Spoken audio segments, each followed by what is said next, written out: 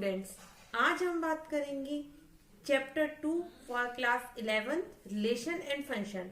So let get start. Learners, chapter 2 का नाम है रिलेशन एंड फंक्शन। तो सबसे पहले चैप्टर का जो टाइटल है, टॉपिक है रिलेशन एंड फंक्शन, इसके बारे में हम बात करेंगे आज के लेक्चर में।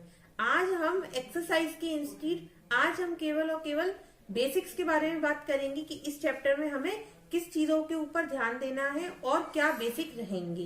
ठीक, तो मैं आज आपको टोटली क्या बेसिक बताने वाली हूँ कि जो कि आपके एक्सरसाइज सॉल्व करने में बहुत हेल्पफुल रहेंगे। ओके, तो जैसा कि आप देख रहे हैं यहाँ, आज हम बात करेंगे रिलेशंस के बारे में, अगले लेक्चर में फंक्शंस के बारे में बात करेंगे।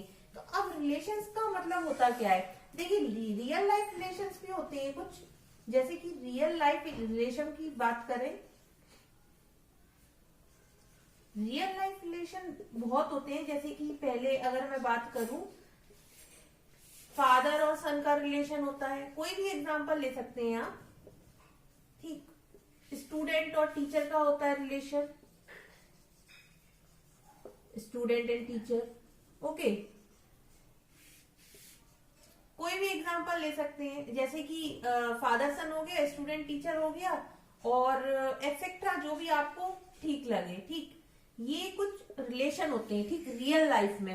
तो रियल लाइफ के रिलेशन तो इस तरह से हो गए। अब मैथमेटिकली इसको किस तरह से हम डिफाइन करेंगे कि रिलेशन एक्चुअली में क्या होते हैं। तो रिलेशन देखिए लर्नर्स, मैथमेटिकली क्या होते हैं, जैसे कि लिखे रिलेशन इन मैथ्स, तो क्या होते हैं रिलेशन, ये मैं इन यहां लिख रही हूँ, रिलेशन इन मैथ्स। तो मैथ्स में जो रिलेशन रहते हैं उन्हें किस तरह से हम डिफाइन करेंगे? अगर m ग्रेटर है n से, एक ये हो गया रिलेशन। एक और रिलेशन हो सकता है m पैरेलल है l की, एक ये रिलेशन हो सकता है। 27 जो है वो बड़ा है 8 से, एक ये रिलेशन हो गया। तो ऐसे और भी कई मैनी रिलेशंस होते हैं मैथ्स में। तो लर्नर्स, ये था कुछ रिलेशन के बारे में। ठीक, अब मैंने रिलेशंस को जो है वो इसी तरह से क्यों लिखा, करली ब्रैकेट में, और उसके बाद में यहाँ पर इसको ब्रैकेट में, सिंपल ब्रैकेट में ही क्यों लिखा? आपने लर्नर्स इससे पहले सेट जो है टॉपिक पढ़ा होगा। सेट्स में हम लोग जो है क्या लिखते थे, ए के नंबर ऑफ एलिमेंट्स लिखते थे। तो सिमिलरली यहाँ पर भी मैंने कुछ नंबर ऑफ एलिमेंट्स लिख रखे हैं अपने सेट्स में। जैसे कि रियल लाइफ रिलेशन लिखा मैंने, तो वहां पर भी मैंने क्या कर रखा है, यहाँ नंबर ऑफ एलिमेंट्स मैंने लिख रखे हैं। तो ये हो गया मेरा एक क्या सेट हो गया, ये भी एक क्या हो गया मेरा सेट हो गया। तो हमेशा याद रखना कि जब कभी भी है ना हमें सेट्स लिखना हो तो उसे हम किस तरह से लिखते हैं, करली ब्रैकेट में लिखते हैं। ओके, तो ये तो बात हो गई रिलेशंस के बारे में। अब देखिए, जैसे अब एक रियल लाइफ एग्जांपल लेके चलते हैं।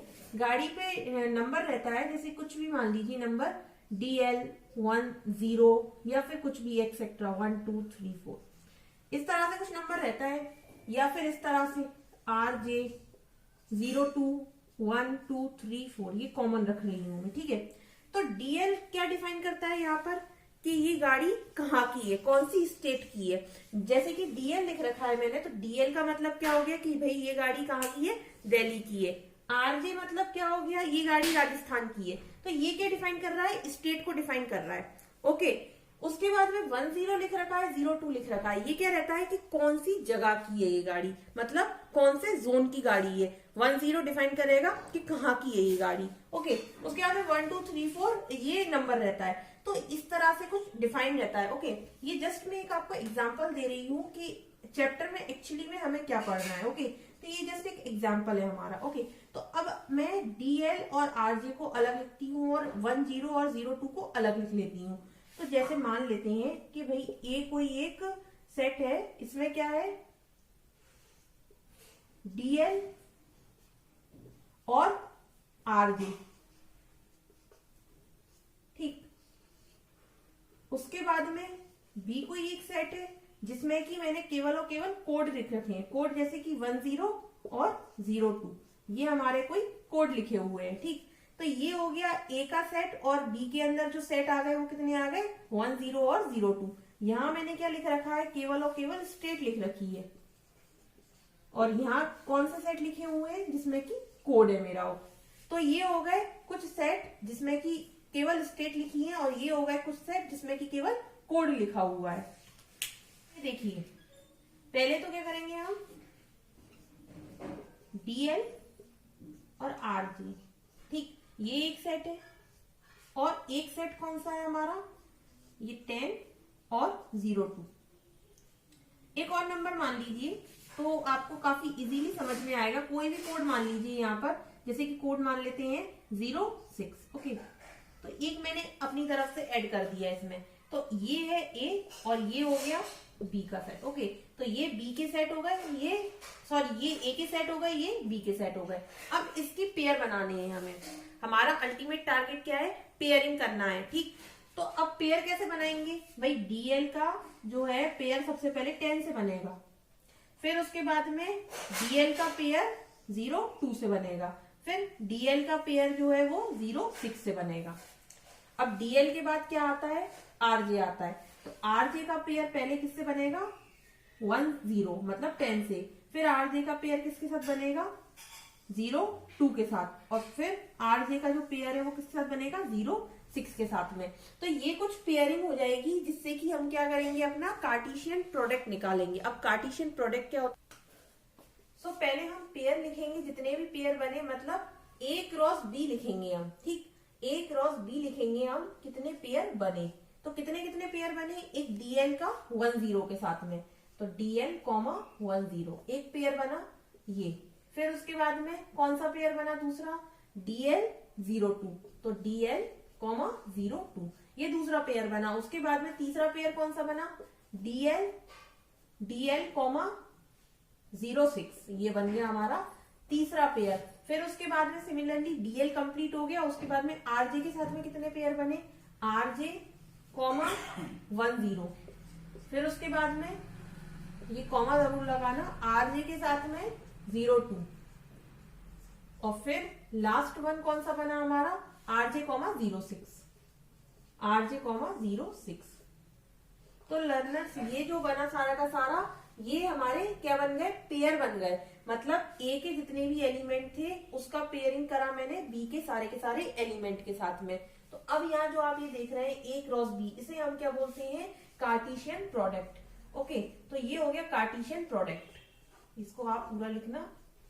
तो ये इसको हम क्या बोलते हैं, कार्टेशियन प्रोडक्ट। मतलब कि ए के नंबर ऑफ एलिमेंट्स के साथ में आपको क्या करना है, बी के नंबर ऑफ एलिमेंट्स के साथ इंटू करना है उनका, तो उसे हम बोलते हैं कार्टेशियन प्रोडक्ट्स, ठीक। तो ये ना, ये देखिए इतना हमने क्या कर लिया, कार्टेशियन प्रोडक्ट बना दिया। उसके बाद में यहाँ पर मैंने क्या लिख रखा है, ए का मतलब कितने नंबर ऑफ एलिमेंट्स थे यहाँ पर, मतलब डीएल और आरजे दो नंबर ऑफ एलिमेंट थे। तो number of element in A R 2, sorry 3 लिख रखा है। नंबर ऑफ एलिमेंट इन 2 मतलब कितने नंबर ऑफ एलिमेंट थे, ए में 2 एलिमेंट्स थे, ओके। बी में कितने नंबर ऑफ एलिमेंट्स थे, ये एलिमेंट्स है जो अंदर लिख रखे हैं, ठीक। और इनसे जो क्रॉस मल्टीप्लाई होने के बाद में बना, उसे हमने क्या बोला, ये हमारे पेयर्स बने हैं, ओके। तो यहाँ पर ए में कितने नंबर ऑफ एलिमेंट थे, 1 2, बी में कितने नंबर ऑफ एलिमेंट है, 1 2 3, number of element in B is 3, मतलब 3 में कितने एलिमेंट्स है, 3 है। इसके बाद में देखिए, ये तो हमने कार्टेशियन प्रोडक्ट तक सीख लिया कि कार्टेशियन प्रोडक्ट क्या होता है, ओके। कार्टेशियन प्रोडक्ट मतलब होता है ए इंटू बी, ए का बी में मल्टीप्लाई करना, उसे बोलते हैं कार्टेशियन प्रोडक्ट, ओके।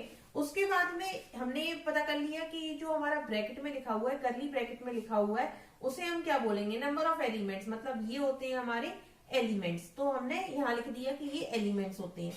उसके बाद में मैंने यहाँ पर लिख रखा है डीएल कॉमा 10, मतलब डीएल कॉमा 10, डीएल कॉमा 02 या फिर कुछ भी। तो इसे हम क्या बोलते हैं, ऑर्डर पेयर, इसको हम बोलेंगे ऑर्डर्ड पेयर, ठीक। तो ये बहुत कम यूज होता है और जब कभी भी यूज होगा तो मैं आपको बता दूंगी उधर की उधर ही। तो ये होता है ऑर्डर्ड पेयर। अब लर्नर्स यहाँ मैंने 2 फॉर्मूले लिख रखे हैं।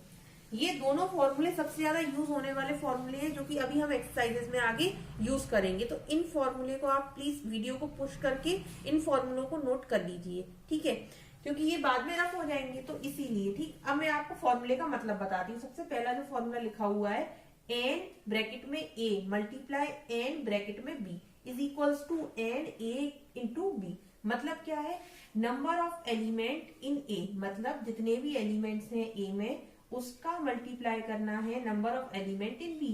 तो जो कि हमने किया है, number of element in A और मल्टीप्लाई किया number of element in B is equals to, इसका मतलब क्या होता है, number of element in A cross B, मतलब जितने भी एलिमेंट आ गए वो क्या हो गए, number of element in A cross B. तो देखिए हमने यही तो किया, number of element of A मतलब ए के जितने भी एलिमेंट थे उनको मल्टीप्लाई किया number of element in B, B में जितने भी एलिमेंट्स हैं उन दोनों को मल्टीप्लाई किया तो हमारे पास आ गए number of elements in A cross B. तो ये आ गया हमारा फाइनल रिजल्ट। ठीक, मैं अभी इसी एग्जाम्पल को लेकर के चल रही हूँ और इसी के थ्रू मैं आपको पूरा का पूरा समझा रही हूँ। ठीक है, अब इसके बाद में बात आती है कि नंबर ऑफ रिलेशन। आपको क्वेश्चन में ये भी आएगा कि नंबर ऑफ रिलेशन फाइंड करिए। ठीक, तो नंबर ऑफ रिलेशन का फॉर्मूला क्या होता है, ये देखिए, नंबर ऑफ रिलेशन का फॉर्मूला होता है is equals to number of relation is equals to number of subset A cross B, number of subset A into B. अब सबसेट का मतलब ये हमने सेट्स में पढ़ा था कि 2 की पावर n होता है सबसेट्स का मतलब 2 की पावर n। अब n का मतलब क्या होता है, नंबर ऑफ सेट, मतलब a क्रॉस b में कितने सेट बन रहे हैं। तो देखिए यहाँ पर a क्रॉस b में कितने सेट बन रहे थे, 1 2 3 4 5 6, यहाँ पर 6 सेट बन रहे थे। तो n की पावर क्या हो जाएगी, 6 हो जाएगी। तो देखिए यहाँ पर हम लिख सकते हैं 2 की पावर 6। तो ये हो गया हमारा all about number of relation का फॉर्मूला और a क्रॉस b का फॉर्मूला, कार्टेशियन प्रोडक्ट का फॉर्मूला। तो लर्नर ये था आपका इंट्रोडक्शन पार्ट और basics of relation and function. I hope आपको ये लेक्चर अच्छा लगा हो, अच्छे से समझ में आया हो। अगर आपको इससे रिगार्डिंग कोई भी डाउट है तो please comment me. Thank you.